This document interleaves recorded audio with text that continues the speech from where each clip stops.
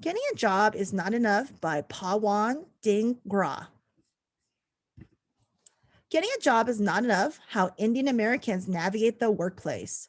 Now, there's a popular conception of Indian American jobs. What are they? Well, they tend to be IT or liquor store owners.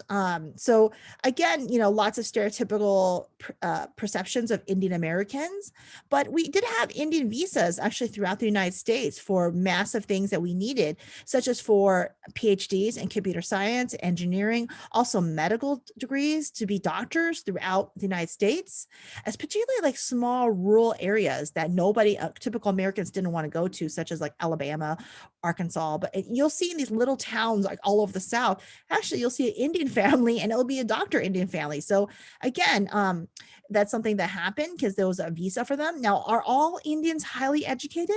No, not at all. We have the 1800 Indian Americans, mostly Sikh, Punjabi, who came, and they were not. They were mostly laborers, and they were not didn't have the privilege of getting education. Now let's look at the history of Indian Americans. Now, in the late 1800s, Indian Sikhs and Muslims arrived in the Pacific Northwest, and they worked in the trainways, right, railroad trains, and also the lumber yards. And so they were very successful workers, but unfortunately, because they're successful and they weren't there costing a lot in comparison to Anglo Americans, there was a lot of enemy racism towards them, and unfortunately, anti-Indian sentiment reached a high zenith, and they were actually there was a lot of racist attacks against them, and they were pushed into Canada and also into other fields like out of Washington. So very tragic in some cases, that, and also from when they just came, and so after they were pushed into Canada, some actually went into farm labor. Now, there have always been barriers for Indian immigration. Remember the 1882 Chinese Exclusion Act. Well, after that, there was like lots of anti-Asiatic laws in the 1920s. So in 1946, the Loose Settler Act of 1956, only 100 Indians and Filipinos were actually allowed. Now there's a huge immigration after with the 1965 Hart-Celler Act. So you're wondering, how is that? Well, African Americans were the ones who actually pushed for the Hart-Celler Act. So there's a massive debt that Asian Americans have to African Americans for their actually being in the United States. So now there's a change from doctors to laborers, right? There's an overrepresentation of Indians in IT and medical fields like doctor, medicine, engineering. So even now, over 10% of all doctors in America are Indian. So again, that is a huge thing that a lot of people don't talk about, and I don't think it's correctly depicted in the media, particularly in like shows about the medical field, because it is such an Indian dominated field, but nobody talks about it. Or the fact that the medical field in general is very much represented by Asian Americans. So again, and we have other depictions of Indians as laborers and or taxi drivers or convenience store owners or restaurant workers, and again, and they versus like small business owners. Here you see Miss America, who's Indian descent. You see Apu, kind of a depiction of South Indians and in a kind of a racist manner and a humorous manner, but unfortunately, stereotypical and unfair manner. Now, the reason why Apu is so opposed, Hari Kambalodo has a wonderful documentary, something like the problem with Apu is most Americans don't have a image or a friendship with Indian Americans. And so if they only know Indians from this, kind of caricature, humorous caricature, then, that's a very terrible way. And of course, Indian Americans all over the America were completely very much bullied because of this cartoon character. So again, it's actually spoken by Anglo-American Hank Azaria. And again, very somewhat stereotypical and very offensive if you think of it, if that's the only image they have of Indian Americans. So there's other images as well. There's this Netflix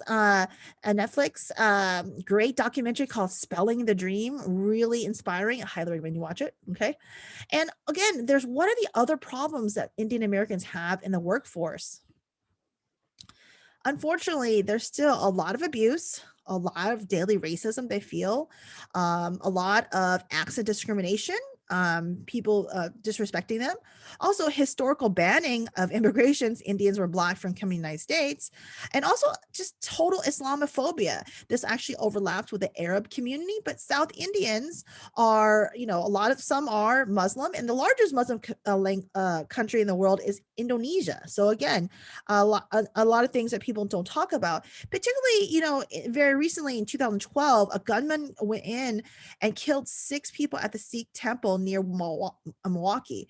And so I want to ask you, why is it that that's not reported? I mean, a mass shooting, a mass murder, and people just don't know about it. So this really plays into the model minority, yellow peril kind of trope that Indian and Asian Americans are not deserving of grace or of sympathy, right? And it's not really depicted in the media, but that I think that it should be depicted that there's a mass murder of Indian Americans, unfortunately.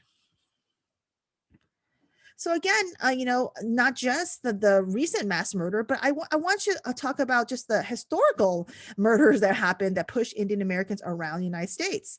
Also, the post 9/11 massive racist event, it happened on the daily to Indian Americans. People were pulled out. There was a taxi driver in New York that beaten to death.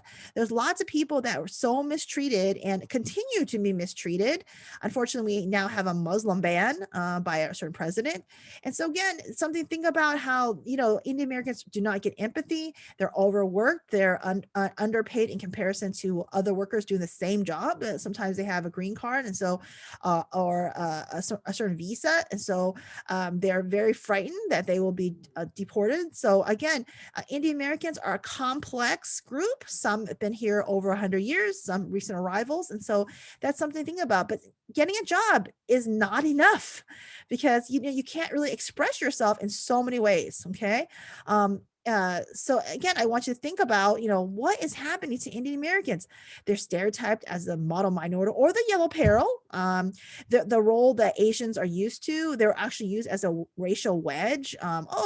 South Indians are doing so great in college, graduating, versus minority X, right? Again, in Asian Americans have never said they're model minority. Once again, they've never said they're model minority, but people have used that and said they are as a racial wedge, right? As to pit them against other Black and brown communities. So there's lots of problems they have still in the workplace. There's cultural differences, there's racism, there are lower incomes, the Anglos in the same job. There's a glass ceiling, or as they say in Asian American studies, the bamboo ceiling. There's assumptions that you're not American, even though you've been here for over 100 years. There's actually extreme poverty in the Indian community that people don't want to talk about or, give any acknowledgement. There's also a lot of racial hostility between African American patrons and Indian store owners. And here at Alabama, a police officer is on trial for beating up an Indian grandfather, right? And, while I'm recording this, there's over 3,000 anti-Asian events where they're targeting particularly elderly. And that, as an Asian American, really hits home and very frightening and disastrous. And so again, but no one's talking about it, how our elders are actually being beaten. Okay. So I want you to think about that. Additional workplace problems. Well, people put up signs that say American owned, right? In like opposition to Indian stores. Sometimes you have to hide one's background and not speak your own language in front of other people, because you might be perceived as a certain thing, and then maybe subject to racist attacks. And you really can't express your true historical and cultural background in terms of your clothes and religion, because again, you're afraid of being attacked. And that has happened all over the United States. So again, I want you to think about, having a job is not enough.